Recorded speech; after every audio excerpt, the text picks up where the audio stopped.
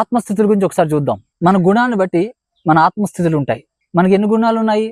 తమో గుణం, రజోగుణం, సాత్విక గుణం, శుద్ధ సాత్విక గుణం, ఇది నిర్గుణం. తమో గుణము, రజోగుణము ఈ రెండు గుణాలు రాక్షస జీవితం. సాత్విక గుణము, శుద్ధ సాత్విక గుణము ఈ రెండు మానవ జీవితం. నిర్గుణము దైవిక జీవితం.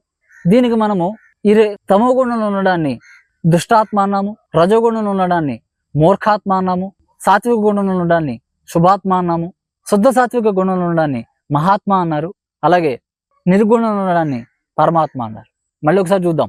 దుష్టాత్మ, మూర్ఖాత్మ, శుభాత్మ, మహాత్మ, పరమాత్మ. అదే ఆత్మ.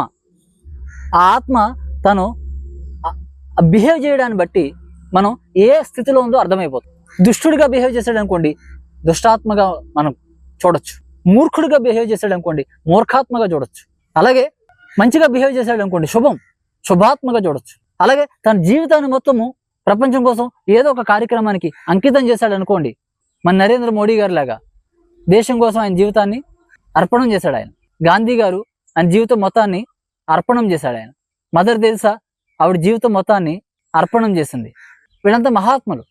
సో తమ జీవితాన్ని మొత్తం తోటి వారి కోసం, ఈ మానవ సామ్రాజ్యం కోసం లేదా ఈ భూమండలం కోసం అర్పణ చేస్తే అది మహాత్మ అవుతుంది. చివరగా వీటన్నిటికీ దూరంగా ఉండి ఏ గుణము లేదు, తమో గుణం లేదు, రజోగుణం లేదు, సాత్విక గుణం లేదు, శుద్ధ సాత్విక గుణం లేదు, ఈ గుణాలన్నిటికీ అతీతంగా ఆత్మస్థితిలో వచ్చేస్తే అది నిర్గుణము, పరమాత్మ స్థితి. కాబట్టి మనందరి లక్ష్యము ఈ స్థితి మనం చేరుకోవడం. అందుకే గాంధీ గారిని మహాత్మ అంటారు, గాంధీ గారిని పరమాత్మ అన్నారు, బుద్ధుడిని పరమాత్మ అంటారు, కృష్ణుడిని పరమాత్మ అంటారు, కృష్ణ పరమాత్మ అంటారు.